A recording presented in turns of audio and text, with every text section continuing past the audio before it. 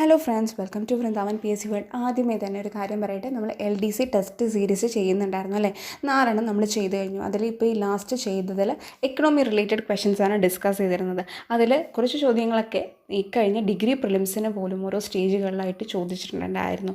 അപ്പോൾ ഒരു തരത്തിൽ അല്ലെങ്കിൽ മറ്റൊരു തരത്തിലേക്ക് നമുക്ക് ആൻസറിലേക്ക് എത്താൻ സാധിക്കുന്ന രീതിയിലാണ് നമ്മളതൊക്കെ ഡിസ്കസ് ചെയ്തു പോയിരുന്നത്. അപ്പോൾ അത് കാണാത്തവർ തീർച്ചയായിട്ടും കണ്ടിരിക്കുക, നിങ്ങൾക്ക് തീർച്ചയായിട്ടും ഹെൽപ്ഫുൾ ആകും. ഇനി വരുന്ന ഏത് എക്സാമിനാണെങ്കിലും ചോദ്യങ്ങളൊക്കെ ആൻസർ ചെയ്യാൻ. അപ്പോൾ തുടർന്ന് നമുക്ക് ഇടാനുള്ളൊരു പ്രചോദനം എന്ന് പറയുന്നത് നിങ്ങളുടെ ഭാഗത്തു നിന്നുള്ള റെസ്പോൺസാണ്. അപ്പോൾ ഇനിയും നിങ്ങളത് പ്രതീക്ഷിക്കുന്നുണ്ടെങ്കിൽ തീർച്ചയായും കമൻറ്റ് ചെയ്യാം. നമ്മൾ കൂടുതലും അങ്ങനത്തെ കാര്യങ്ങൾ ഡിസ്കസ് ചെയ്യുന്നതായിരിക്കും. അപ്പോൾ ഇന്നത്തെ വീഡിയോയിൽ എന്തൊക്കെ കാര്യങ്ങളാണ് ഡിസ്കസ് ചെയ്യുന്നത് എന്നുള്ളത് അറിയാൻ നിങ്ങൾ വീഡിയോ മുഴുവനായിട്ടും തന്നെ കാണണം കേട്ടോ, സ്കിപ്പ് ചെയ്യാതെ. നിങ്ങൾക്ക് തീർച്ചയായിട്ടും ഹെൽപ്ഫുൾ ആകും. അപ്പോൾ നമുക്ക് നോക്കിയാലോ. സോ ഫ്രണ്ട്സ്, എല്ലാവരും LDCക്ക് വേണ്ടി തകൃതിയിട്ട് പഠിച്ചുകൊണ്ടിരിക്കുകയായിരിക്കും അല്ലേ. അപ്പോൾ എല്ലാവർക്കും ഇപ്പോൾ ഈ ഒരു ടൈമിൽ, ഈ ഒരു ലിമിറ്റഡ് ടൈമിൽ എല്ലാവരെയും ബോദർ ചെയ്യുന്നൊരു കാര്യം എന്തായിരിക്കും, എങ്ങനെ ഇത്രയൊക്കെയധികം കാര്യങ്ങൾ നമ്മൾ ഈ ഒരു ഷോർട്ട് സ്പാൻ ഓഫ് ടൈമിൽ പഠിച്ചു തീർക്കും എന്നുള്ളതാണ് അല്ലേ. അല്ലെങ്കിൽ വിത്തിൻ 30 ഡേയ്സിനുള്ളിൽ നമ്മൾ എങ്ങനെ LDCയുടെ സിലബസ് മുഴുവൻ കവർ ചെയ്യും എന്നുള്ളതാണ് നമ്മൾ ചിന്തിക്കുക അല്ലേ. നമ്മൾ വളരെയധികം കൺസേൺഡ് ആയിരിക്കും അതിനെക്കുറിച്ച്, വളരെയധികം ടെൻസ്ഡ് ആയിരിക്കും. എല്ലാം ചെയ്യാൻ പറ്റുമോ, കവർ ചെയ്യാൻ പറ്റുമോ, അങ്ങനെ ഒരു ടൈം ടേബിൾ ഇനി നമ്മൾ സെറ്റ് ചെയ്തെടുക്കുക, എല്ലാ പോർഷൻസും കവർ ചെയ്തെടുക്കുക എന്ന് പറയുന്നത് കുറച്ച് ബുദ്ധിമുട്ടാണ് അല്ലേ. ആ ഒരു 60 ഡേയ്സ് 90 ഡേയ്സ് പ്ലാൻ എന്നൊക്കെയുള്ള രീതിയിൽ നമ്മൾ സെറ്റ് ചെയ്ത ടൈം ടേബിൾ ഇനി എല്ലാ ടോപ്പിക്സും ഉൾപ്പെടുത്തി ചെയ്യുക എന്ന് പറയുന്നത് കുറച്ച് ബുദ്ധിമുട്ടുള്ള കാര്യമായിരിക്കും. എന്നെ സംബന്ധിച്ചിടത്തോളം അത് ബുദ്ധിമുട്ടുള്ളൊരു കാര്യമാണ് കേട്ടോ. അപ്പോൾ എനിവേസ് അങ്ങനെയുള്ളപ്പോൾ നമ്മൾ നമ്മുടെ 18ാമത്തെ അടവ് എന്നുള്ള രീതിയിൽ നമ്മൾ എടുക്കുന്നൊരു കാര്യം എന്തായിരിക്കും, അത്യാവശ്യമുള്ള ഇമ്പോർട്ടൻ്റ് ആയിട്ടുള്ള മുൻകാലങ്ങളിൽ PSC ഏറ്റവും കൂടുതൽ ചോദിച്ച് കണ്ടിട്ടുള്ള അല്ലേ റെലവൻ്റ് ആയിട്ടുള്ള കാര്യങ്ങളായിരിക്കും നമ്മൾ പഠിക്കാനെടുക്കുന്നത്. അങ്ങനെ നമ്മൾ സെലക്റ്റീവായിട്ട് എടുക്കുന്ന പോർഷൻസ് തീർച്ചയായിട്ടും എന്താണ്, അതൊരിക്കലും തെറ്റാൻ പാടില്ല അല്ലേ. അത് ഏറ്റവും കൂടുതൽ പ്രാധാന്യമുള്ളതും ചോദിക്കാൻ ചാൻസ് ഉള്ളതും മാത്രമല്ല കാലങ്ങളിലായിട്ട് വളരെയധികം ഇമ്പോർട്ടൻ്റ് ആയിട്ട് റിപ്പീറ്റഡ് ആയിട്ട് ക്വസ്റ്റ്യൻസ് അതിൽ നിന്ന് വന്നിട്ടുണ്ടെന്ന് മനസ്സിലാക്കിക്കൊണ്ട് വേണം നമ്മൾ സെലക്ട് ചെയ്യാൻ അല്ലേ. ഒബ്വിയസ്ലി ഈ LDC പരീക്ഷ ഒരു ഒറ്റ പരീക്ഷ ആയതുകൊണ്ട് തീർച്ചയായിട്ടും നമ്മൾ ഡിഫിക്കൽട്ട് ക്വസ്റ്റ്യൻസും പ്രതീക്ഷിക്കണം, അങ്ങനെയുള്ളതും ചോദിക്കാം. ഓക്കെ, ബട്ട് നമുക്ക് അത്യാവശ്യം നല്ല രീതിയിലെങ്കിലും സ്കോർ ചെയ്യാൻ പറ്റണമെന്നുണ്ടെങ്കിൽ യൂഷ്വലായിട്ട് ചോദിച്ചു വരുന്ന കാര്യങ്ങളെങ്കിലും അറ്റ്ലീസ്റ്റ് പഠിക്കണം. അതിൽ നിന്ന് കുറേയധികം കാര്യങ്ങൾ നമുക്ക് എന്ത് ചെയ്യാൻ പറ്റും, പഠിക്കാൻ സാധിക്കും. അതിൽ നിന്നൊക്കെ ചോദ്യങ്ങളായിട്ട് വരാം. ഓക്കെ, നമ്മൾ വരില്ല എന്ന് പ്രതീക്ഷിച്ചതുപോലെ നമ്മളുടെ മുന്നിൽ ചോദ്യങ്ങളായിട്ട് വരാം. അപ്പോൾ ഏതൊക്കെ കാര്യങ്ങൾ നമ്മൾ സെലക്റ്റീവായിട്ടിരുന്ന് പഠിക്കണം എന്നുള്ളത് നമ്മൾ ഓൾറെഡി മുൻപത്തെ ഒരു വീഡിയോയിൽ നമ്മൾ ഡിസ്കസ് ചെയ്തിരുന്നു, കുറച്ച് സബ്ജക്ട്സിൻ്റെ. അതിൻ്റെ ബാക്കി ഇനി ഏതൊക്കെ സബ്ജക്ട്സിൽ നിന്ന് ഏതൊക്കെ കാര്യങ്ങളാണ് കൂടുതലും ഫോക്കസ് ചെയ്ത് പഠിക്കേണ്ടത് എന്നുള്ളതാണ് കേട്ടോ നമ്മൾ ഇന്നത്തേൽ പറയാൻ ഉദ്ദേശിക്കുന്നത്. അപ്പോൾ കണ്ടു നോക്കൂ. അതിലാദ്യം തന്നെ നമുക്ക് എന്ത് നോക്കാം, ചരിത്രത്തിൽ നിന്ന് ഏതൊക്കെയാണ് കൂടുതലും പഠിച്ചെടുക്കേണ്ടത് നോക്കാം. ആദ്യം നമുക്ക് കേരള ചരിത്രത്തിൽ നിന്ന് ഏതൊക്കെയാണ് ഇമ്പോർട്ടൻ്റ് ആയിട്ടുള്ളത് നോക്കിയാലോ. അപ്പോൾ നോക്കി, പോർച്ചുഗീസുകാരും ഡച്ചുകാരും. ഇതിൽ ഏറ്റവും കൂടുതൽ ശ്രദ്ധിച്ചു പഠിക്കേണ്ടത് ഈ ഒരു 2 വിദേശ ശക്തികൾ ഇന്ത്യയിലേക്ക് വന്നവർ അല്ലേ. അതിൽ കേരളത്തിൽ അവരുടെ സംഭാവനകൾ, അവരെ കൊണ്ടുവന്ന എന്തെങ്കിലും മാറ്റങ്ങൾ അല്ലേ, അതുപോലെ തന്നെ അവരുടെ തകർച്ചയ്ക്കുണ്ടായ കാരണങ്ങളൊക്കെ മനസ്സിലാക്കി വെച്ചിരിക്കണം. അതുപോലെ അവർ ഓരോരോ രാജാക്കന്മാരായിട്ടൊക്കെ ഉടമ്പടികൾ ഉണ്ടാക്കിയിട്ടുണ്ടല്ലേ, അതൊക്കെ ഇമ്പോർട്ടൻ്റ് ആണ്. ഈ കഴിഞ്ഞ ഡിഗ്രി പ്രിലിംസിന് നോക്കിയാൽ പോലും കുറേയധികം ചോദ്യങ്ങൾ വന്നിട്ടുണ്ട്, എസ്പെഷ്യലി ഡച്ചുകാരുടെ ഇതിൽ നിന്നൊക്കെ. അപ്പോൾ തീർച്ചയായിട്ടും പോർച്ചുഗീസുകാരും ഡച്ചുകാരും ഒരിക്കലും മറക്കരുത്. പോർച്ചുഗീസുകാരുടെ കേസിൽ നമ്മൾ ഓർഡറിൽ പഠിക്കണം, ആരൊക്കെയാണ് ആദ്യം വന്നത്. ആദ്യം വാസ്കോ ഡ ഗാമ അല്ലേ, പിന്നെ ഗബ്രാൾ വന്നു, അതുപോലെ തന്നെ പിന്നീട് അൽമേഡ വന്നു. അങ്ങനെയുള്ള ആ ഒരു ഓർഡറും കൂടി നമ്മൾ മനസ്സിലാക്കണം. രണ്ടാമത് വാസ്കോ ഡ ഗാമ വരുന്നുണ്ട്, 3 പ്രാവശ്യം വരുന്നുണ്ട് അല്ലേ. അപ്പോൾ അതൊക്കെ നോട്ട് ചെയ്ത് വെച്ചിരിക്കണം, എന്തൊക്കെ ആ ഓരോ വരവിലും ചെയ്തിട്ടുണ്ട് എന്നുള്ളതും മനസ്സിലാക്കിയിരിക്കണം. ഓക്കെ, അപ്പോൾ തീർച്ചയായിട്ടും വിട്ടുപോകാതെ പഠിക്കേണ്ടതാണത്. അതുപോലെ തന്നെ രണ്ടാമത് കുറേയധികം കലാപങ്ങൾ അല്ലേ, 5 തെങ്ങ് കലാപം, ആറ്റിങ്ങൽ കലാപം, പഴശ്ശി വിപ്ലവം, കുറിച്യ കലാപം. ഇത് വളരെ വളരെ ഇമ്പോർട്ടൻ്റ് ആണ്. 5 തെങ്ങ് കലാപത്തിൻ്റെയും ആറ്റിങ്ങൽ കലാപത്തിൻ്റെയൊക്കെ ഇമ്പോർട്ടൻസ് ഇപ്പോൾ നിങ്ങൾക്ക് എല്ലാവർക്കും അറിയാവുന്ന കാര്യമായിരിക്കും അല്ലേ. ഈ കഴിഞ്ഞ ഡിഗ്രി പ്രിലിംസിന് പോലും കുറിച്യ കലാപത്തിൽ നിന്ന് ഒരു ചോദ്യം ഉണ്ടായിരുന്നു. അതുമാത്രമല്ല പഴശ്ശി വിപ്ലവവും ഇമ്പോർട്ടൻ്റ് ആണ്. അതിൻ്റെ ഡീറ്റെയിൽഡ് ആയിട്ടുള്ള കാര്യങ്ങളായിരിക്കും ചിലപ്പോൾ എന്ത് ചെയ്യുക, നമ്മൾ ആ ഒരു വിപ്ലവം പഠിക്കുമ്പോൾ ഇതിൻ്റെ മാക്സിമം കാര്യങ്ങൾ മനസ്സിലാക്കാൻ ശ്രമിക്കുക. സ്റ്റേറ്റ്മെൻറ്റ് ലെവലിൽ അങ്ങനെയുള്ള ചോദ്യങ്ങളായിരിക്കണം എന്ത് ചെയ്യുക നമ്മൾ പ്രതീക്ഷിക്കേണ്ടത്. ഓക്കെ, ദെൻ മൂന്നാമതായിട്ട് കുറേയധികം തിരുവിതാംകൂർ ഭരണാധികാരികളെ നമ്മൾ ശ്രദ്ധിച്ചു പഠിക്കേണ്ടതുണ്ട്. എസ്പെഷ്യലി മാർത്താണ്ഡവർമ്മ, കാർത്തിക തിരുനാൾ രാമവർമ്മ, അതുപോലെ തന്നെ വനിതാ ഭരണാധികാരികളായിട്ടിരുന്ന ആയില്യം തിരുനാൾ റാണി ഗൗരി ലക്ഷ്മിബായ്, ഉത്രട്ടാതി തിരുനാൾ റാണി ഗൗരി പാർവതിബായ്, സ്വാതി തിരുനാൾ, പിന്നെ ശ്രീചിത്ര തിരുനാൾ ബാലരാമവർമ്മ. ഇത്രയും തിരുവിതാംകൂർ ട്രാവൻകൂർ റൂളേഴ്സിനെ കുറിച്ച് അവരെ കൊണ്ടുവന്ന റീഫോംസ്, അവരുടെ സമയത്തുണ്ടായ അവരുടെ സദസ്സിലുണ്ടായിരുന്ന പ്രശസ്തരായ കലാകാരന്മാരുണ്ടെങ്കിൽ അതൊക്കെ നമ്മൾ ഡീറ്റെയിൽ ചെയ്ത് തന്നെ പഠിക്കണം. മാർത്താണ്ഡവർമ്മനെ കുറിച്ച് നമ്മൾ ഇപ്പോൾ ഒരു എഗൻ പറയുന്നു ഈ കഴിഞ്ഞ ഡിഗ്രി പ്രിലിംസിനെ പോലും വളരെ വ്യത്യസ്തമായൊരു ചോദ്യമൊക്കെ ഉണ്ടായിരുന്നു. ഓക്കെ, അപ്പോൾ നമ്മൾ കുറേയധികം ഫാക്ട്സ് ആയിട്ട് പഠിച്ചു കഴിഞ്ഞാൽ നമുക്ക് ചിലപ്പോൾ അത് കിട്ടണമെന്നില്ല. കുറച്ചും കൂടി ഡിസ്ക്രിപ്റ്റീവ് ആയിട്ടുള്ള കാര്യങ്ങളൊക്കെയാണ് അതിൽ ചോദിച്ചിരുന്നത്.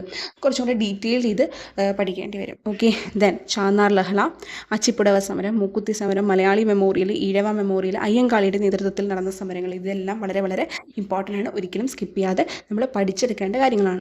നെക്സ്റ്റ് നവോത്ഥാന നായകർ. ഏറ്റവും ഇമ്പോർട്ടൻ്റ് ആയിട്ടുള്ള നവോത്ഥാന നായകർ നമ്മൾ പഠിച്ചെടുക്കേണ്ടത് ആരുടെയൊക്കെയാണ്? ശ്രീനാരായണ ഗുരു, അതുപോലെ തന്നെ അയ്യങ്കാളി, തൈക്കാടയ്യ, വൈകുണ്ഠസ്വാമികൾ, ചട്ടമ്പി സ്വാമികൾ, കുമാര ഗുരുദേവൻ, പണ്ഡിറ്റ് കറുപ്പൻ, വാഗ്ബടാനന്ദൻ, ബ്രഹ്മാനന്ദ ശിവയോഗി, അതുപോലെ സഹോദരൻ അയ്യപ്പൻ, വി.ഡി. ഭട്ടതിരിപ്പാട്. ഇവരുടെയൊക്കെ കാര്യങ്ങൾ നമ്മൾ എന്ത് ചെയ്യണം? തീർച്ചയായും പഠിച്ചെടുക്കണം. അപ്പോൾ ഇവിടെ കുറച്ച് ടൈപ്പിംഗ് എറേഴ്സ് ഒക്കെ ഉണ്ടാവും കേട്ടോ, നിങ്ങൾ ക്ഷമിക്കുക. ഓക്കെ, അപ്പോൾ നമുക്ക് എന്തായാലും ഇത്രയധികം നവോത്ഥാന നായകരെ കുറിച്ച് മസ്റ്റായിട്ട് നമ്മൾ പഠിച്ചെടുക്കേണ്ടതുണ്ട്. കാരണം പണ്ഡിറ്റ് കറുപ്പനെ കുറിച്ചിട്ടാണെങ്കിലും ഈവൻ എഗൻ പറയുന്നു, ഇത് റെപ്പറ്റീഷനായിട്ട് കരുതരുത്. ഈ ഡിഗ്രി പ്രിലിംസിന് ചോദിച്ച ചോദ്യത്തിൽ ഒരു സ്റ്റേറ്റ്മെൻറ്റ് ലെവലിൽ എന്താണ് ഒരേ സമയം ശ്രീനാരായണ ഗുരു, പണ്ഡിറ്റ് കറുപ്പൻ, അതുപോലെ തന്നെ ആരാണ് ചട്ടമ്പി സ്വാമികൾ, അവരുടെയൊക്കെ വക്കം അബ്ദുൽ ഖാദർ മൗലവിയുടെ വരെ ഇൻക്ലൂഡ് ചെയ്തിട്ടുള്ള ഒരു സ്റ്റേറ്റ്മെൻറ്റ് ടൈപ്പ് ക്വസ്റ്റ്യനാണ് ചോദിച്ചിട്ടുണ്ടായിരുന്നത്. അപ്പോൾ ഇവരെല്ലാവരെയും കുറിച്ച് അറിയുന്ന ഒരാൾക്ക് അത് ആൻസർ ചെയ്യാൻ പറ്റുള്ളൂ അല്ലേ? അപ്പോൾ അത്രയ്ക്കധികം ഇമ്പോർട്ടൻ്റ് ആണ് നവോത്ഥാന നായകരുടെ കാര്യങ്ങൾ. അപ്പോൾ കേവലം ഒരാളെ സംബന്ധിച്ച് മാത്രമല്ല ചോദിക്കുക, ചിലപ്പോൾ മിക്സ്ഡ് ആയിട്ടും ചോദിക്കാം. അപ്പോൾ ചോദിക്കും ഡിഗ്രി ലെവലിലുള്ള രീതിയിൽ ചോദിക്കും, അങ്ങനെയല്ല. എന്നാലും അങ്ങനത്തെ ലെവലിലുള്ള കാര്യങ്ങൾ നമ്മൾ എന്ത് ചെയ്യണം? പ്രതീക്ഷിക്കണം. കാരണം ഇത് എന്താണ് ഒറ്റ എക്സാമാണ് അല്ലേ? അപ്പോൾ അതിൻ്റേതായ ടഫ്നെസ് തീർച്ചയായിട്ടും അതിന് കാണും അല്ലേ? ദെൻ നെക്സ്റ്റ് മലബാർ കലാപം, വാഗൺ ട്രാജഡി, നിവർത്തന പ്രക്ഷോഭം, വൈദ്യുതി പ്രക്ഷോഭം ഒക്കെ വളരെയധികം ഇമ്പോർട്ടൻ്റ് ആണ്.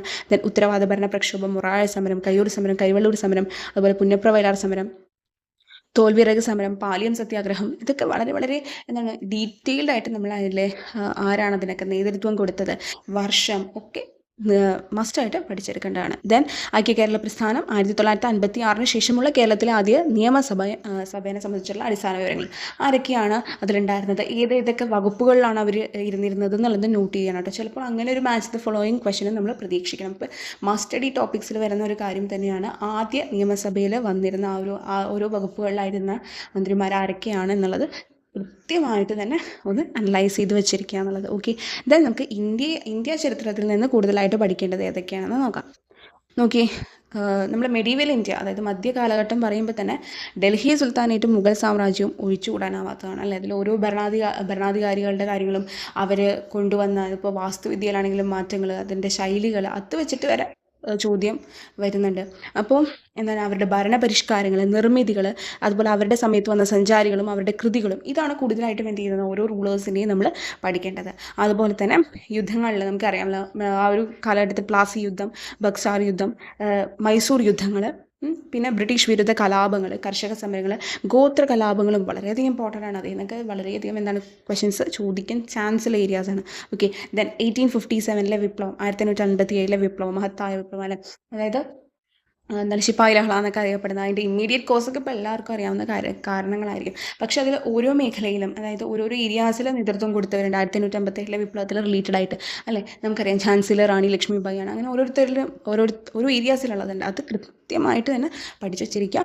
അതുപോലെ തന്നെ ബംഗാൾ വിഭജനം, സ്വദേശി പ്രസ്ഥാനം, മുസ്ലിം ലീഗ്, INCയുടെ സെഷൻസ്, എല്ലാ INC സെഷൻസും പഠിക്കാൻ നമുക്ക് വരില്ല, കാരണം കുറേ അധികം ഉണ്ട്. നമുക്ക് ഏറ്റവും പ്രാധാന്യം എന്ന് പറയുന്നത് ഗാന്ധിജി പങ്കെടുത്ത INC സെഷൻ. ഇപ്പോൾ ഫോർ എക്സാമ്പിൾ പറയുകയാണെങ്കിൽ INC ഗാന്ധിജി സമ്മേളനം, അതായത് ആ ഒരു സെഷനിൽ വന്നത് ഏത് സെഷനിലാണ്, ഏത് വർഷമാണ്, എവിടെയാണ് നടന്നത്, അതുപോലെ ജവഹർലാൽ നെഹ്റു പ്രസിഡൻ്റായ സെഷൻ ഏതാണ്, അതുപോലെ തന്നെ ഇങ്ങനെ പൂർണ്ണ സ്വരാജ് പ്രഖ്യാപിച്ച ആ ഒരു സെഷൻ ഏതാണ്, അങ്ങനെയുള്ള കാര്യങ്ങളാണ് നമ്മൾ കൂടുതൽ ഫോക്കസ് ചെയ്യേണ്ടത്. അങ്ങനെയുള്ള സ്പെഷ്യലായിട്ടുള്ള കാര്യങ്ങൾ വരുന്നത് ഏതിലൊക്കെയാണ്, അതുപോലെ സുഭാഷ് ചന്ദ്രബോസ് പ്രസിഡൻ്റ് ആയിരുന്ന സെഷൻ ഏതാണ്, അങ്ങനത്തെ കാര്യങ്ങളൊക്കെ കൂടുതലായിട്ട് മനസ്സിലാക്കിയിരിക്കണം. ഓക്കെ, ദെൻ നമ്മൾ സൂറത്ത് സ്പ്ലിറ്റ് വളരെയധികം ഇമ്പോർട്ടൻ്റ് ആണ്. സൂറത്ത് സ്പ്ലിറ്റ്, അതുപോലെ തന്നെ ഹോം റൂൾ പ്രസ്ഥാനം. അത് ഹോം റൂൾ പ്രസ്ഥാനത്തിന് ആരൊക്കെ നേതൃത്വം കൊടുത്തിരുന്നു അല്ലെ? നമുക്കറിയാം, ആനി ബസന്റ്, ബാലഗംഗാധര തിലക്, അത് ഒരു മേഖലയിൽ കൊടുത്തിരുന്നവരുണ്ട് അല്ലേ? അപ്പോൾ അതും നോക്കണം. അതായത് ഓരോരോ ഏരിയാസിൽ കൊടുത്തിരുന്നവരുണ്ട്, അതാണ് ഉദ്ദേശിച്ചത്. ദെൻ സാമൂഹ്യ പരിഷ്കരണ പ്രസ്ഥാനങ്ങൾ, അതിൽ കൂടുതലും നമുക്കറിയാമല്ലോ, ബ്രഹ്മസമാജം, ആര്യസമാജം, പ്രാർത്ഥനാ സമാജം, പൂനെ സാർവജനിക് സമാജ് എന്നാണ് കേട്ടോ. Satyashodhak Samaj, theosophical society. അപ്പോൾ തിയോസഫിക്കൽ സൊസൈറ്റി ആക്ച്വലി സ്ഥാപിച്ചത് ആരൊക്കെയാണെന്ന് അറിയാലോ, ബ്ലാവറ്റ്സ്കിയും പിന്നെ ഒരാളും കൂടിയുണ്ട്. അവരാണ് സ്ഥാപിച്ചത്. പക്ഷേ അത് ഇന്ത്യയിൽ അതിൻ്റെ നേതൃത്വം കൊടുത്തവരാണ് ആനി ബെസൻ്റാണ്. അപ്പോൾ അങ്ങനെയുള്ള കാര്യങ്ങൾ തീർച്ചയായിട്ടും നോട്ട് ചെയ്ത് വെക്കണം. ബ്രഹ്മ സമാജിൽ നമുക്കറിയാം രാജാറാം മോഹൻ റായിനെ കുറിച്ചുള്ള ഡീറ്റെയിൽ ആയിട്ടുള്ള കാര്യങ്ങൾ അദ്ദേഹം തുടങ്ങിയ പത്രങ്ങൾ. ഓക്കെ, അതുപോലെ ഇവരുടെ അതുപോലെ ആര്യ സമാജം, പ്രാർത്ഥനാ സമാജം, സത്യശോധക് സമാജമൊക്കെ വളരെയധികം ഇമ്പോർട്ടൻ്റ് ആണ്. അപ്പോൾ അതിനെക്കുറിച്ചുള്ള കാര്യങ്ങൾ, അതായത് ഇതൊക്കെ മസ്റ്റായിട്ട് തീർച്ചയായിട്ടും നോക്കിയിരിക്കേണ്ട കാര്യങ്ങളാണ് കേട്ടോ പറയുന്നത്. ദെൻ പിന്നെ നമുക്കറിയാം ഗാന്ധിജി ആദ്യമായിട്ട് പങ്കെടുത്ത, അതായത് ദക്ഷിണാഫ്രിക്കയിൽ നിന്ന് വന്നതിന് ശേഷം പങ്കെടുത്ത കുറേയധികം സമരങ്ങൾ, സത്യാഗ്രഹമുണ്ട്, ചമ്പാരൻ സത്യാഗ്രഹം, അതാണ് ആദ്യത്തേത് അല്ലേ, 1917. പിന്നെ 1918 വരുന്ന രണ്ടെണ്ണമുണ്ട്, അഹമ്മദാബാദ് മില്ലും സത്യാഗ്രഹവും ഖേദ സത്യാഗ്രഹവും. ഓക്കെ, പിന്നെ അത് മസ്റ്റായിട്ട് നോക്കുക. ദെൻ റൗലറ്റ് നിയമം, നമുക്കറിയാലോ റൗലറ്റ് ആക്ടിനെ കുറിച്ച്. എന്താണ് റൗലറ്റ് ആക്ടിൽ പറയുന്നത്, എന്തുകൊണ്ടാണ് അതിനെ ഇത്രയ്ക്കധികം എതിർക്കാൻ കാരണം? തീർച്ചയായിട്ടും അതിൽ എന്തെങ്കിലുമൊക്കെ കാരണം ഉണ്ടാവുമല്ലോ. അപ്പോൾ ആ റൗലറ്റ് ആക്ടിൻ്റെ ഓരോ കാര്യങ്ങളും ഇമ്പോർട്ടൻ്റ് ആണ്. കാരണം അതിലത്തെ ഓരോ കാര്യങ്ങളും നമ്മൾ പറയുന്നുണ്ട്, എന്തുകൊണ്ടാണ് റൗലറ്റ് ആക്ട് വന്നത്, റൗലറ്റ് ആക്ട് എന്താണ് തടസ്സപ്പെടുത്തിയത്, അല്ലെ വിചാരണ കൂടാതെ തടവിലിടാനും അതുപോലെ തന്നെ രഹസ്യ വിചാരണ നടത്താനും ഈവൻ ഹയർ കോർട്സിൽ പോലും അപ്പീലിന് പോകാൻ പറ്റാത്ത രീതിയിലുള്ള, അതായത് ഓരോ സിറ്റിസൺ, ഇന്ത്യൻ സിറ്റിസൻ്റെ ഒരു അവകാശങ്ങളെ ഹനിക്കുന്ന രീതിയിലുള്ള കുറേ റൂൾസ് ഉണ്ടായിരുന്നു അതിൽ. അതുകൊണ്ടാണ് റൗലറ്റ് ആക്ടിനെ ഇത്രയധികം എതിർത്തത് അല്ലേ. അപ്പോൾ ആ റൗലറ്റ് ആക്ടിനെ കുറിച്ച് അതിൻ്റെ എന്തൊക്കെയാണ് അവർ കൊണ്ടുവന്ന നിയമങ്ങൾ എന്നുള്ളത് തീർച്ചയായിട്ടും മനസ്സിലാക്കണം. കാരണം മുൻപത്തെ ഒരു ചോദ്യ പേപ്പറിൽ 10th ലെവലാണെന്ന് തന്നെ തോന്നുന്നു, അതിൽ ഡീറ്റെയിൽ ആയിട്ട് താഴെ തന്നിരിക്കുന്നതിൽ ഏതായിരുന്നു എന്നുള്ള രീതിയിൽ ചോദിച്ചിട്ടുണ്ട്. ഓക്കെ, അപ്പോൾ റൗലറ്റ് ആക്ട് ഇമ്പോർട്ടൻ്റ് ആണ്. അതുപോലെ തന്നെ ജാലിയൻ വാലാബാഗ് കൂട്ടക്കൊല, ദെൻ ഖിലാഫത്ത് പ്രസ്ഥാനം, നിസ്സഹകരണ പ്രസ്ഥാനം, ചൗരി ചൗര പ്രസ്ഥാനം, Swaraj party, Simon commission, Lahore കൂട്ടക്കൊല, അതുപോലെ സിവിൽ ഡിസൊബീഡിയൻസ് മൂവ്മെൻറ്റ് അഥവാ സിവിൽ നിയമലംഘന പ്രസ്ഥാനം. ഓക്കെ, വട്ടമേശ സമ്മേളനങ്ങൾ, Gandhi Irwin pact, then government of India act 1935, August of Cripps mission, then ഏതാണ് ക്വിറ്റ് ഇന്ത്യ മൂവ്മെൻറ്റ്, INA, ഇതൊക്കെ ഇൻ്റർനാഷണൽ ആർമി, ഇതൊക്കെ വളരെയധികം ഇമ്പോർട്ടൻ്റ് ആണ്. കാരണം എന്താണെന്ന് വെച്ച് കഴിഞ്ഞാൽ കൂടുതലായിട്ടും ഇതിലൊക്കെ ചോദിച്ച് കണ്ടിട്ടുണ്ടായിരുന്നു. ഇപ്പോൾ ഏത് പേപ്പറിൽ എടുത്തു കഴിഞ്ഞാലും അതിൽ നിന്ന് എന്തെങ്കിലുമൊക്കെ ഒരു ചോദ്യം ഇതിൽ നിന്ന് ഈ ഒരു വിഭാഗത്തിൽ നിന്നൊക്കെ ഉണ്ടാകും. ഓക്കെ, അപ്പോൾ മിക്ക കാര്യങ്ങളും ഒരു ഓർഡറിൽ പഠിച്ചാൽ നമുക്ക് എന്താണ് വളരെയധികം എളുപ്പമായിട്ട് തോന്നും കേട്ടോ ഇതൊക്കെ. ഇപ്പോൾ വേവൽ പ്ലാൻ, ക്യാബിനറ്റ് മിഷൻ, അതുപോലെ തന്നെ mount batten plan, Indian independence act 1947, India വിഭജനം, നാട്ടുരാജ്യങ്ങളുടെ സംയോജനം, ഇതൊക്കെ ഒരു നിങ്ങൾ ആ ഒരു ഇപ്പോൾ നമ്മൾ പഠിക്കുമ്പോൾ ആ ഒരു ഓർഡറിൽ ആ ഒരു വർഷം ആ ഒരു കാലഘടനയ്ക്ക് അനുസരിച്ച് പഠിച്ചു കഴിഞ്ഞാൽ നമുക്ക് കുറച്ചും കൂടി എളുപ്പമായിരിക്കും കാര്യങ്ങൾ ഓർത്തെടുക്കാനും. അതുപോലെ ഇതിൻ്റെ ഇടയിലൊക്കെ കേരളത്തിലും നടക്കുന്നുണ്ട് ഓരോ കാര്യങ്ങൾ, അതും കൂടെ ക്ലബ് ചെയ്യുകയാണെങ്കിൽ കുറച്ചും കൂടി എളുപ്പമായിരിക്കും. ഇപ്പോൾ നമ്മൾ ഏതൊരു ബുക്ക് എടുത്തു കഴിഞ്ഞാലും അതിൽ കേരളത്തിൻ്റെ കുറിച്ചുള്ള കാര്യങ്ങൾ കേരള ചരിത്രത്തിൻ്റെ വിഭാഗത്തിലും ഇന്ത്യ ചരിത്രത്തിൽ അതിൻ്റെ കാര്യങ്ങളുമായിരിക്കും പറയാം. പക്ഷേ നമ്മൾ മിക്സ് ചെയ്ത് പഠിച്ചാൽ കുറച്ചും കൂടി എളുപ്പമായിരിക്കും, വർഷങ്ങൾ കൺഫ്യൂഷൻ വരാൻ ചാൻസ് ഇല്ല. ദെൻ ഇന്ത്യയിലെ വിദ്യാഭ്യാസ കമ്മീഷനുകൾ, അത് ഇപ്പോൾ അതായത് ബ്രിട്ടീഷ് ഇന്ത്യയിൽ കുറേയധികം കമ്മീഷൻസ് ഉണ്ട്, അത് വളരെയധികം പ്രാധാന്യമുള്ളത് തന്നെയാണ്. അപ്പോൾ അതും നോക്കണം. ആഫ്റ്റർ ഇൻഡിപെൻഡൻസ് വരുന്ന കമ്മീഷനുകളും കൂടെ ഒന്ന് ശ്രദ്ധിക്കണം. ദെൻ ഗാന്ധിജി, നെഹ്റു, സുഭാഷ് ചന്ദ്രബോസ്, സർദാർ വല്ലഭായ് പട്ടേൽ എന്നിവരെ കുറിച്ചുള്ള അതായത് ആ വ്യക്തിത്വങ്ങളെക്കുറിച്ച് തീർച്ചയായിട്ടും അവർ പറഞ്ഞിട്ടുള്ള കാര്യങ്ങൾ, അവരുടെ വാക്കുകൾ, അവർ പറഞ്ഞ സ്റ്റേറ്റ്മെൻറ്റ്സ് അങ്ങനെ തന്നെ ഇപ്പോൾ ടെക്സ്റ്റിലുള്ള സ്റ്റേറ്റ്മെൻറ്റ് വരെ എന്തായിട്ട് വരുന്നുണ്ട്, ക്വസ്റ്റ്യനായിട്ട് വരുന്നുണ്ട്. അപ്പോൾ കഴിഞ്ഞ എക്സാമിന് പോലും ഗാന്ധിയുടെ ഒരു സ്റ്റേറ്റ്മെൻറ്റാണ് ചോദിച്ചിട്ട് ഇതാരാണ് പറഞ്ഞതെന്ന് ചോദിച്ചത്. അപ്പോൾ ടെക്സ്റ്റിലുള്ള സ്റ്റേറ്റ്മെൻറ്റ്സ് തീർച്ചയായിട്ടും ആരാണ് പറഞ്ഞതെന്നുള്ളതൊക്കെ മനസ്സിലാക്കി അടയാളപ്പെടുത്തി തന്നെ പഠിക്കുക. അത് എസ്പെഷ്യലി ഗാന്ധിജി വളരെയധികം ഇമ്പോർട്ടൻ്റ് ആണ്. ഗാന്ധിജിനെ കുറിച്ച് കുറേയധികം പേര് പുസ്തകങ്ങൾ എഴുതിയിട്ടുണ്ട്. അപ്പോൾ അതിൽ നിന്ന് പോലും ചോദിച്ചിട്ടുണ്ട്. അപ്പം അത് നമ്മളിപ്പോൾ ഒരു റാങ്ക് ഫയൽ നോക്കുകയാണെങ്കിൽ നമുക്ക് കാണാൻ പറ്റും ഗാന്ധിജിനെ കുറിച്ച് പറഞ്ഞിട്ടുള്ള കുറേ പുസ്തകങ്ങൾ എന്നൊക്കെ പറഞ്ഞ് നമ്മൾ ക്രോഡീകരിച്ചിട്ടുണ്ടാവും. ഏറ്റവും എല്ലാം കൂടെ നമുക്ക് പഠിക്കാൻ പറ്റില്ല. പക്ഷേ ഇപ്പോൾ ഈ കഴിഞ്ഞ എക്സാമിന് പോലും വന്ന ഒരു ഗാന്ധിജിയെ സംബന്ധിച്ചിട്ടുള്ളൊരു പുസ്തകത്തിനെ ചോദിച്ചത് അത് മുൻപും ചോദിച്ചിട്ടുണ്ട്. ഓക്കെ, അപ്പോൾ റിപ്പീറ്റഡ് ആണ് അതൊക്കെ. അങ്ങനത്തെ ഒരു രീതിയിൽ വേണം നമ്മൾ പഠിക്കാൻ. അപ്പോൾ നമുക്ക് കുറച്ചും കൂടി എളുപ്പമായിരിക്കും. അതുപോലെ ചേരിചേരാ പ്രസ്ഥാനവും ആദ്യ പൊതു തിരഞ്ഞെടുപ്പും ഇതിനെക്കുറിച്ചും അത്യാവശ്യം ഒന്ന് മനസ്സിലാക്കി വെച്ചേക്കാം. ദെൻ ലോക ചരിത്രത്തിൽ ഏറ്റവും കൂടുതൽ എല്ലാ വിപ്ലവങ്ങളും ഇമ്പോർട്ടൻ്റ് തന്നെയാണ്. അതിലത്തെ കാര്യങ്ങളൊക്കെ മനസ്സിലാക്കി അത്യാവശ്യം വേണ്ട കാര്യങ്ങൾ മനസ്സിലാക്കി വെക്കുക എന്നുള്ളത് ഇമ്പോർട്ടൻ്റ് ആണ്. ഓക്കെ, അത് ഇംഗ്ലണ്ട് റവല്യൂഷൻ ആണെങ്കിലും ശരി, ചൈനീസ് റവല്യൂഷൻ ആണെങ്കിലും ശരിയൊക്കെ അതെ. പക്ഷേ കൂടുതൽ നമ്മൾ ചോദിച്ച് കണ്ടേക്കണത് എന്താണ്, ഫ്രഞ്ച് വിപ്ലവവും റഷ്യൻ വിപ്ലവവും അമേരിക്കൻ വിപ്ലവവും ഒക്കെയാണ്. അപ്പോൾ മസ്റ്റായിട്ടും പഠിച്ചു വെക്കേണ്ടത് എന്താണ്, ഇത് മൂന്നും എന്നുള്ളത് ഒരിക്കലും ഒഴിച്ചുകൂടാനാവാത്തതാണ്. പക്ഷേ നമ്മൾ എന്തും മനസ്സിലാക്കുന്നത് നല്ലതാണ്.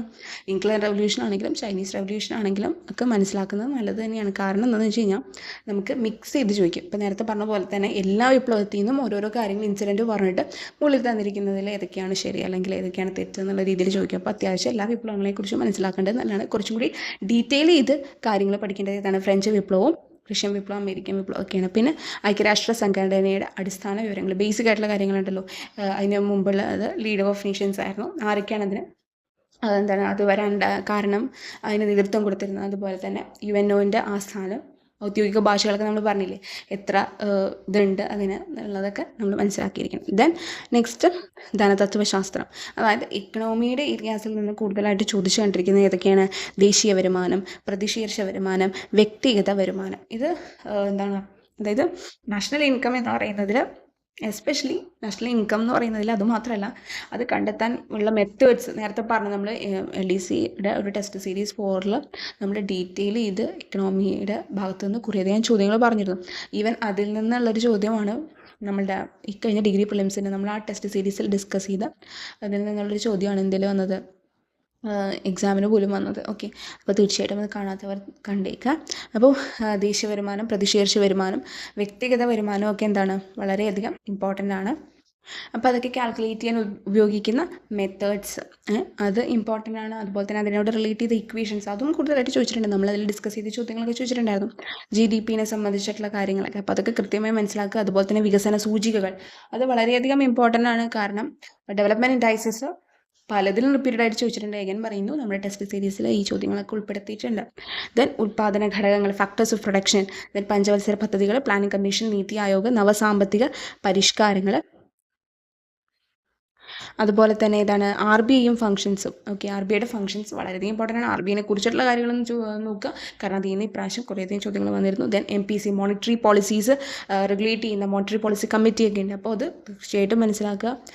കാരണം കമ്മിറ്റീനെ കുറിച്ച് ചോദിക്കുക ഇക്കഴിഞ്ഞ എക്സാമിന് പോലും ചോദിച്ചിരുന്നു. അതിൻ്റെ കോമ്പസിഷൻ എങ്ങനെയാണ്, മോണിറ്ററി പോളിസി അവരെങ്ങനെയാണ് നടപ്പിലാക്കുന്നത്. ക്വാണ്ടിറ്റേറ്റീവ് മെത്തേഡ് ഉണ്ട്, ക്വാളിറ്റേറ്റീവ് മെത്തേഡ് ഉണ്ട് അല്ലേ. അതായത് 2 മെത്തേഡ്സിലൂടെയാണ് അവർ ചെയ്യുന്നത്. അതിൽ ക്വാണ്ടിറ്റേറ്റീവിൽ ഏതൊക്കെ വരുന്നു, open market operation, bank rate, അതുപോലെ വേരിയബിൾ റിസർവ് റേഷ്യോ. ഇതിൻ്റെയൊക്കെ മലയാളത്തിൽ വേണ്ടിയിട്ട് നമ്മൾ പഠിക്കാൻ പറഞ്ഞു പോയപ്പോൾ അങ്ങനെ പറഞ്ഞു പോയെന്നുള്ളൂ. ഇത് വളരെയധികം ഇമ്പോർട്ടൻ്റ് ആണ്. ദെൻ നാഷണലൈസേഷൻ ഓഫ് ബാങ്ക്സ്, ഏത് വർഷമാണ് എത്ര ബാങ്കുകളാണ് നാഷണലൈസ് ചെയ്തത് എന്നുള്ള കാര്യങ്ങൾ കൂടുതൽ നോക്കുക. അതുപോലെ തന്നെ ഏതൊക്കെയാണ് ലേറ്റസ്റ്റ് ആയിട്ട് മെർജ് ചെയ്തിട്ടുള്ളത് എന്നുള്ളതും കൂടെ മനസ്സിലാക്കുക. ദെൻ ബഡ്ജറ്റ്, കേന്ദ്രം കേരളം വളരെയധികം ഇമ്പോർട്ടൻ്റ് ആണ്. കാരണം ഇതിൽ നിന്ന് എത്രയാണ് ടാർഗറ്റ് റേറ്റ് അല്ലെങ്കിൽ ഗ്രോത്ത് റേറ്റ് എന്നൊക്കെ ഉള്ളത് കൃത്യമായിട്ട് ചോദിച്ചിട്ടുണ്ട്. അപ്പോൾ തീർച്ചയായിട്ടും അത് നമ്മൾ പഠിച്ചിരിക്കണം. കാരണം അത് ലേറ്റസ്റ്റ് ബഡ്ജറ്റിൽ നിന്ന് കുറേയധികം ചോദ്യങ്ങൾ പോസിബിളാണ് ഇക്കണോമിയുടെ സെക്ഷനിൽ നിന്ന്. അത് ഏറ്റവും എളുപ്പത്തിൽ അതിൽ നിന്നാണ് നമുക്ക് ചോദിക്കാൻ സാധിക്കാം. ഓക്കെ, കാരണം അത് കറണ്ട് അഫെയർ എന്നുള്ള രീതിയിലും കൂടെ വരും. അതുപോലെ ഫിസ്ക്കൽ പോളിസീസ് കൂടുതലും എടുക്കുന്നത് ഗവൺമെൻറ് അല്ലേ. അപ്പോൾ ആ ഗവൺമെൻറ്റിൻ്റെ ഫിസ്ക്കൽ പോളിസീസിനെ ബാധിക്കുന്ന ഒരു കാര്യമാണ് എന്ത് ബഡ്ജറ്റ് എന്ന് പറയുന്നത്. അപ്പോൾ തീർച്ചയായിട്ടും അത് നോക്കണം, അത് ഇമ്പോർട്ടൻ്റ് ആണ്. നെക്സ്റ്റ് എന്താണ്, പൊതുവരുമാന മാർഗ്ഗങ്ങൾ. ഇതാണ് ഗവൺമെൻറ്റിൻ്റെ ഒരു പൊതുവരുമാന മാർഗ്ഗങ്ങൾ, നികുതിയും നികുതിയേതര വരുമാന മാർഗ്ഗങ്ങളെ കുറിച്ച് ഒന്ന് അത്യാവശ്യം മനസ്സിലാക്കുക. GST കൗൺസിൽ ഒരിക്കലും വിട്ടുപോകാതെ പഠിക്കേണ്ട സംഭവമാണ്. മസ്റ്റായിട്ട് അത് പഠിച്ചിരിക്കണം. അതിൻ്റെ ഏതൊക്കെയാണ് GSTയുടെ അണ്ടറിൽ വരുന്നത് എന്നുള്ളത് കൃത്യം, GST റിലേറ്റഡ് ആയിട്ട് എന്തെങ്കിലും ഒരു ക്വസ്റ്റ്യൻ തീർച്ചയായിട്ടും ചോദിക്കും. ദെൻ ഹരിത വിപ്ലവം, അതിനെക്കുറിച്ച് ജസ്റ്റ് ഒന്ന് റെഫർ ചെയ്താൽ മാത്രം മതിയാകും. ദെൻ ഇന്ത്യൻ ഭരണഘടനയെക്കുറിച്ചാണ് പറയാൻ പോകുന്നത്. നോക്കിയേ, ഇന്ത്യൻ ഭരണഘടനയിൽ regulating act, Pitt's and act, charter acts, Queen's proclamation of 1858, Minto Morley reforms, Montagu Chelmsford reforms, government of India act 1935, Indian independence act 1947 പോലുള്ള ഒരു എന്താ പറയുക, നമ്മുടെ ഭരണഘടനാ നിർമ്മാണ സമിതിക്ക് മുൻപ് പറയുന്ന കുറേയധികം ആക്ടുകളുണ്ട്. ഇതിൽ ഓരോ ആക്ടിനും കൊണ്ടുവന്ന കുറേയധികം റിഫോംസ് ഉണ്ട്. അപ്പോൾ അത് തീർച്ചയായിട്ടും നമ്മളൊന്ന് മനസ്സിലാക്കിയിരിക്കേണ്ടത് നിർബന്ധമാണ്. ദെൻ കോൺസ്റ്റിറ്റ്യൂവൻ്റ് അസംബ്ലിനെ കുറിച്ചും അതുപോലെ ഡ്രാഫ്റ്റിംഗ് കമ്മിറ്റിയിലെ അംഗങ്ങൾ ആരൊക്കെയായിരുന്നു എന്നുള്ളത് റിപ്പീറ്റഡ് ആയിട്ട് ചോദിക്കുന്നതാണ്. ദെൻ പ്രിയാമ്പിൾ, ദെൻ പൗരത്വം, അതുപോലെ തന്നെ മൗലികാവകാശങ്ങൾ, നിർദ്ദേശക തത്വങ്ങൾ, മൗലിക കടമകൾ. ഇതാണ് കോൺസ്റ്റിറ്റ്യൂഷനിൽ ഏറ്റവും കൂടുതൽ ശ്രദ്ധിച്ചു പഠിക്കേണ്ട സംഭവം. പിന്നെ എമർജൻസി മസ്റ്റാണ്. Then union and state executive, അതിൽ തന്നെ ആരൊക്കെ, ഇപ്പോൾ യൂണിയൻ എടുക്കുകയാണെങ്കിൽ പ്രസിഡന്റ്, പ്രൈം മിനിസ്റ്റർ ഒക്കെ തീർച്ചയായിട്ടും യൂണിയൻ എക്സിക്യൂട്ടീവ് വരും. സ്റ്റേറ്റ് എക്സിക്യൂട്ടീവിൽ ഗവർണർ, മിനിസ്റ്റർ, ചീഫ് മിനിസ്റ്റർ ഒക്കെ വരും. അപ്പോൾ അതിൽ ഓൾറെഡി ഇതൊക്കെ ഇൻക്ലൂഡഡ് ആണ്. അപ്പോൾ അവരുടെ ആർട്ടിക്കിൾസ്, അവരെക്കുറിച്ച് പറയുന്ന ആർട്ടിക്കിൾസ്, അവരുടെ അധികാരങ്ങൾ പറയുന്ന കാര്യങ്ങളൊക്കെ ഇമ്പോർട്ടൻ്റ് ആയിട്ടുള്ള കാര്യം തന്നെയാണ്. പിന്നെ ജുഡീഷ്യറി. ഓക്കെ, ദെൻ ബില്ല്, ഭേദഗതികൾ, അതിൽ നമ്മൾ സ്പെഷ്യലായിട്ട് പറഞ്ഞിട്ടുണ്ട് 42, 44, 52, 73, 74, 86, 91 ഏറ്റവും ഇമ്പോർട്ടൻ്റ് എന്ന് സിലബസിൽ സ്പെസിഫിക് ആയിട്ട് പറഞ്ഞേക്കണമുണ്ട്. അത് കൂടാതെ നമ്മൾ പഠിക്കേണ്ടതാണ്. ദെൻ ഭരണഘടനാ സ്ഥാപനങ്ങൾ, കോൺസ്റ്റിറ്റ്യൂഷണൽ ബോഡീസും നോൺ കോൺസ്റ്റിറ്റ്യൂഷണൽ ബോഡീസും സെപ്പറേറ്റ് ചെയ്ത് തന്നെ മനസ്സിലാക്കി പഠിക്കുക. അതിലിപ്പോൾ സ്റ്റാറ്റ്യൂട്ടറി ബോഡീസ് ഉണ്ട്, നോൺ സ്റ്റാറ്റ്യൂട്ടറി ബോഡീസ് ഉണ്ട്. അപ്പോൾ അതും കൂടി ഒന്ന് മനസ്സിലാക്കി വെക്കുന്നത് നല്ലതായിരിക്കും. ഇനി കോൺസ്റ്റിറ്റ്യൂഷണൽ ബോഡീസിൽ ഏറ്റവും important election commission, UPSC, SPSC, CAG, അതായത് കൺട്രോളർ ആൻഡ് ഓഡിറ്റർ ജനറൽ, പിന്നെ ധനകാര്യ commission, national commission for SC ST backward classes. Then non കോൺസ്റ്റിറ്റ്യൂഷനിൽ ജോയിൻറ്റ് പബ്ലിക് സർവീസ് കമ്മീഷൻ മിക്കവർക്കും തെറ്റാൻ ചാൻസ് ഉണ്ട്. കാരണം SPSCയും UPSCയും SPSCയും ആക്ച്വലി ഭരണഘടനാ സ്ഥാപനമാണ്. എന്നാൽ JPSC എന്താണ്? അതൊരു സ്റ്റാറ്റ്യൂട്ടറി ബോഡിയാണ്. Okay, joint public service commission. അതുപോലെ തന്നെ NHRC, central vigilance commission, national commission for women, CIC, central information കമ്മീഷനൊക്കെ. സെൻട്രൽ ഇൻഫർമേഷൻ കമ്മീഷനെ കുറിച്ചൊക്കെ ധാരാളം ചോദ്യങ്ങൾ ചോദിച്ചിട്ടുണ്ട്. അതിൻ്റെ ചെയർമാൻ, അതായത് അതിൻ്റെ ഇൻഫർമേഷൻ കമ്മീഷണറെ തിരഞ്ഞെടുക്കുന്നതിൽ ആ ഒരു ബോഡിയിൽ, അതായത് ആ ഒരു സെലക്ഷൻ കമ്മിറ്റിയിൽ ആരൊക്കെ ഉണ്ടാവും എന്നുള്ള രീതിയിൽ അങ്ങനത്തെ ചോദ്യങ്ങളുണ്ട്. അതുപോലെ ഇതിൽ വിട്ടുപോയൊരു സംഭവം കൂടിയുണ്ട്. 33-ാമതായിട്ട് നമ്മൾ നോക്കേണ്ട ഒരു ഏതാണെന്ന് വെച്ച് കഴിഞ്ഞാൽ ലിസ്റ്റ്. ആക്ച്വലി ലിസ്റ്റിൽ നിന്ന് ഇക്കഴിഞ്ഞ എക്സാമിന് പോലും ചോദിച്ചിട്ടുണ്ട് ചോദ്യം. നമ്മൾ LDC ടെസ്റ്റ് സീരീസ് ചെയ്ത കൂട്ടത്തിൽ ഭരണഘടന റിലേറ്റഡ് ആയിട്ടുള്ള ക്വസ്റ്റ്യൻസ് ഡിസ്കസ് ചെയ്തിട്ടുണ്ടായിരുന്നു. അപ്പോൾ അതിൽ ലിസ്റ്റിൽ നിന്നും ചോദ്യങ്ങൾ നമ്മൾ ഇൻക്ലൂഡ് ചെയ്തിരുന്നു. അത് ചെയ്തിട്ടുണ്ട് എങ്കിൽ തീർച്ചയായിട്ടും ആ ഡിഗ്രി പ്രിലിംസിന് ചോദിച്ച ചോദ്യവും ചെയ്യാൻ പറ്റുമായിരുന്നു. നമ്മൾ അത് തന്നെ എക്സാക്റ്റ് ആയിട്ട് ഡിസ്കസ് ചെയ്തിരുന്നു. ഓക്കെ, തീർച്ചയായിട്ടും ടെസ്റ്റ് സീരീസ് കാണാത്തവർ കണ്ടു നോക്കുക, അഭിപ്രായം പറയുക. അപ്പോൾ ഇന്നത്തേക്ക് ഇത്രയും കാര്യങ്ങളെ പറയുന്നുള്ളൂ. ബാക്കി സബ്ജക്ട്സിൻ്റെ നമുക്ക് നെക്സ്റ്റ് വീഡിയോയിൽ പറയാം കേട്ടോ. Thank you for watching.